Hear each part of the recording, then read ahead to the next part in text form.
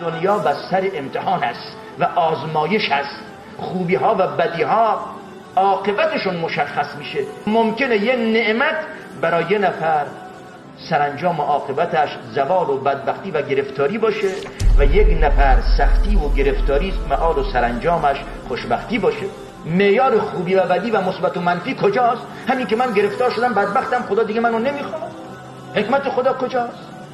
در تاریخ که هیچ، در قرآن چقدر داستان‌ها داریم. داستان قارون خداوند برای ما تعریف کرده. خداوند چقدر مال و ثروت به قارون داد، فراوان. اما چه شد؟ سرانجام چه شد؟ آیا اون مال نعمت بود؟ آیا اون مثبت بود یا منفی بود براش؟ منفی بود.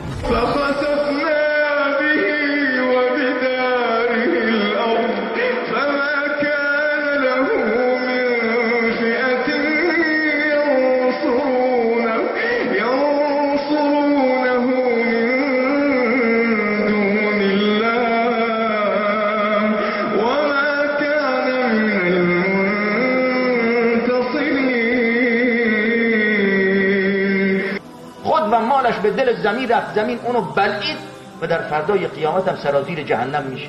پیغمبر خدا ایوب علیه السلام 18 سال، نه یک سال، 18 سال پیغمبر خدا ایوب که ضرب المثل صبر است، خداوند ابتلا و امتحانش کرد، مالشو ازش گرفت، اولادش ازش گرفت، بهش بیمارم کرد. نه یک سال، نه 10 سال، 18 سال.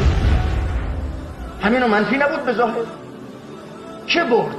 قارون برد یا ایوب؟ حتی نام نیک اگر نگاه بکنید جدا از فردای قیامت، نام نیک از که بر جای مونده؟ ایوب علیه السلام. ضرب المثل صبر است.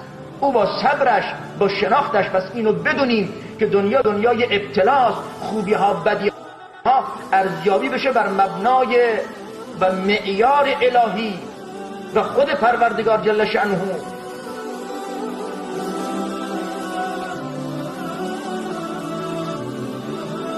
مثبت زمانی مثبت است که قدر اونو بدونیم و الا منفی است، نعمت نیست. و منفی هم مثبت است برای مؤمن، با صبوری، با بندگی، با شناخت. اما خب این قضیه گفتیم کسانی که اهل دنیایند، دنیا پرستن، منکر قیامتن، نمیتونن درک بکنن امتحان چی؟ او که ایمان به فردای قیامت و بهشت و دوزخ نداره. همه چیز همینه، بهشتش همینجاست.